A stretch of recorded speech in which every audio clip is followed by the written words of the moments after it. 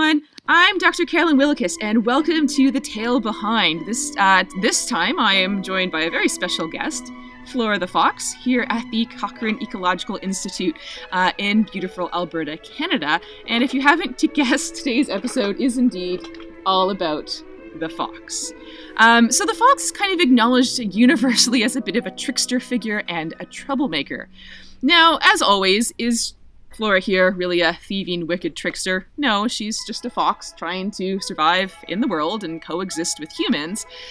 But the idea of the trickster fox actually comes from our own social ideas and perceptions. The fox is a very adaptable animal. They can thrive in a wide variety of environments, including urban environments, trying to coexist with humans. And while foxes are very adept and skilled hunters, they're also opportunistic eaters. And so they will scavenge from garbage cans or from the remains of other animals that have been killed by larger predators. And humans, we have this weird idea about scavengers. Like, we tend to look down upon them as somehow not working very hard or stealing from the hard work of others. So part of this has contributed to these long entrenched notions about foxes as being thieves and sort of threats to our resources. But what I want to talk about is the idea of the fox as being a clever trickster. It's being cunning and witty.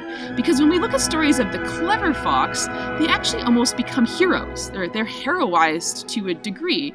And this is really well shown in a famous medieval story called Reynard the Fox. So this story was first created in the 12th century, and it is all about our main character, Reynard, who is a fox.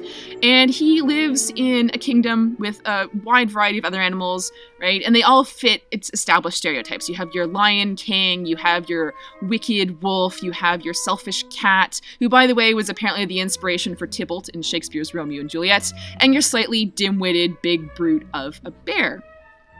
And Reynard ignores social norms. He doesn't respond to the king whenever the king sort of summons him. He doesn't suck up to royalty.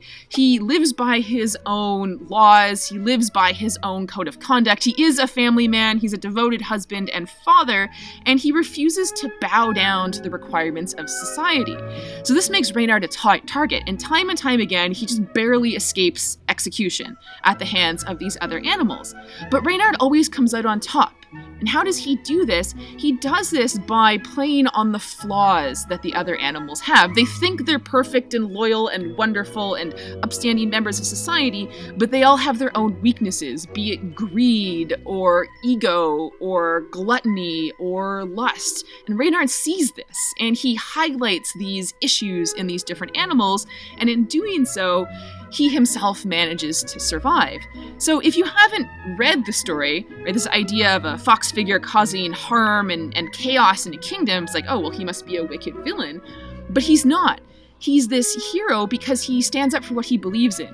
And he doesn't bow down to, hey, don't eat my notebook. He doesn't bow down to the expectations of the king. He doesn't suck up to the king and do what's expected of him. And when we think of the world in which this story was created, medieval Europe, it also becomes even more fascinating. Because medieval Europe was the world of monarchy, hereditary monarchy, where you became a king not because of your ability to rule, but because of who your parents and grandparents and great-grandparents were. In other words, your right to sit on the throne had nothing to do with ability and everything to do with your bloodlines. And if you've ever read anything about medieval history, you know that there were some good kings and some not-so-great kings. And the king was viewed as God's representative on earth, so the king thought he only answered to God.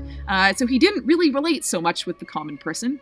Same thing with the king's advisors, his court, his retinue. They were either born into their position of power, or they earned it through sucking up to the king. They won the king's favor. And so Reynard, throughout the story, he shows why this isn't necessarily a great system, right? You have figures like the wolf who are second in command to the king. And Reynard shows how easy it is to change the king's mind, right? Through his deceit and his cunning, right? One moment the wolf is the best thing ever. The next moment the wolf is going to go to prison and Reynard has replaced him. So he shows the fickleness of rulers. And this is one of the reasons why this story became so popular.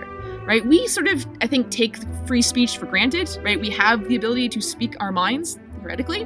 But that hasn't always been the case, and certainly in medieval Europe, most people would never have been able to criticize their rulers, their leaders, whether within the church or within secular society, right? The average person couldn't voice their concerns. It was too dangerous.